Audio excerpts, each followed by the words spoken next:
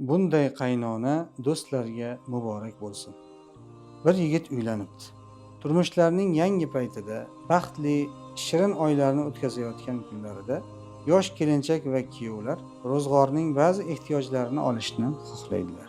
Bu oilada ham aynan shunday kun bo'ldi. Er kechqurun xotini xush ko'rgan narsalarni olib keldi.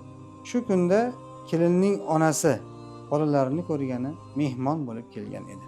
Kuyov qaynonasining oldida oilasi uchun olib kelgan narsalarini xotiniga bir-bir ko'rsatib, buni bunday, bunisini bunday oldim dedi quvonib.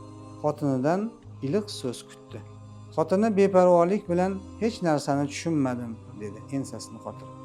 Yigitning ko'ngli og'ridi, qoshlari kerildi. Sekin asta xafa bo'la boshladi. Shu payt farosatli, hayotning achchiq-chuchugini totgan, hayot maktabini o'tagan aqlli qaynona oraga tushdi. Ey mening johil, o'z qadrini bilmagan qizim, er keltirgan narsalarga ham beparvo bo'ladimi? Sen bu yomon odatni qayerdan o'rganding? Otang biror narsa olib kelganida beparvo bo'lganimni ko'rganmisan? Agar men otangga shunday muomala qilganimda, uning mendan ko'ngli qolgan bo'lardi.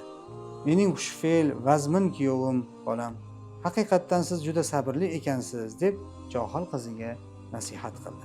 Shundan keyin bu yosh kelin o'zining johilligidan qutulib, eri olib kelgan narsalarga beparvolik qilmaydigan, topganiga shukr qiladigan va mana bunday sovg'alar kelganda yuzini ochib, eriga yaxshi muomala qilib, xursandchiligini bildiradigan bo'libdi. Yigit esa bundan xursand bo'lib, avvalo qaynonasini duo qilibdi va bu oilasida huzur ko'rib yashabdi. Xotinining sovuq muomalasi, tumtaygan surati o'zgaribdi. Izoh va o'git. Bunday farosatli qaynonalar kerakli paytda o'z nasihatlari bilan hayotga baxt keltiradi.